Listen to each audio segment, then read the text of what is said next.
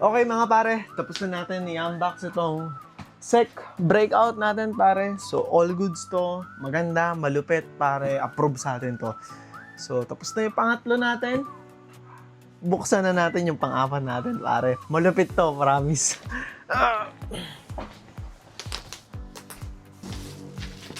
Ito pare. Guess what pare kung ano to?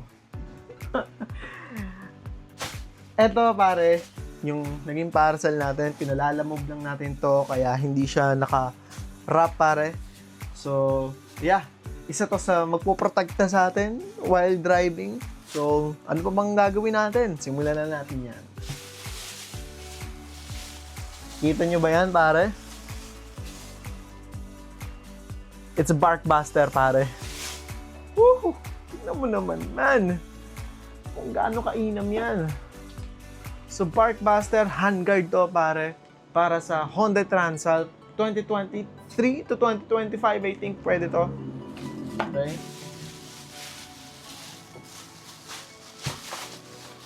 Ito yung resibo natin. Saan ba natin nabili to? Nabili natin to sa Motoscoot Corporation pare. Motoscoot PH pare, shoutout sa inyo. It's a Barkbuster Honda Transalp 750 handguard BH6108 Barkbuster VPS plastic handguard only white VPS 003WH pare. Kuha lang natin to for 10,500. Sobrang mura pare. Sa mga ito yung pinakamura na shop na nakitaan ko na Barkbuster na merong on hand pare. Sipin mo parang dalawa na yung natanungan ko, wala silang stocks, tapos 12K plus pa, parang 11.3 at saka 12K, my god pare. So 10.5, bro, eto na yun. Okay, order agad tayo eh. Okay, and the next one natin ay Barkbuster handguard. Bigat pare, madiin yan. Ito ang poprotekta sa atin. So, Barkbuster handguard, mounting hardware, straight. So, bike specific tayo. WPS to pare. WPS color white yan. So, meron silang jet, blizzard, storm, carbon. Yung carbon niya parang jet. Parang jet. So, skid plate. So, napakaganda. It's original Barkbuster pare. So, suabing-suabe. Buksan natin.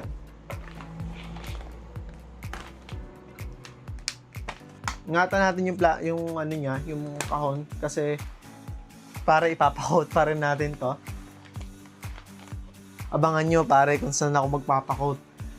Ipapa-PPF natin yung bike natin at saka yung helmets. And then, ito ipapakot natin. Tabi natin yan. At wow! So, yan no. Tignan mo naman buds. Kung gaano kaswabe yan. WPS, kita ba? And Barkbuster yan. So, yan pare oh. Okay? Okay? So, ito yung isa. And ito pa pare. And meron yan na mga tornilyo. Screws, rather. Okay? Screws. Okay. Tabi natin yan dito. And meron tayong, buksan natin to, Barkbuster handguard.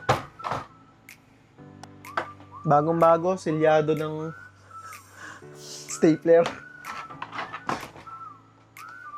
I don't know kung bakit ganito si Barkbuster pare, naka-stapler. Comment down below pare kung ganito ba talaga yan o na-scam tayo. Okay. I think ganito naman. Si Motoscoot naman ay very legit yan pare. Meron na silang almost 10K followers. Yun. So, ito yung bakal pare. Dalawa.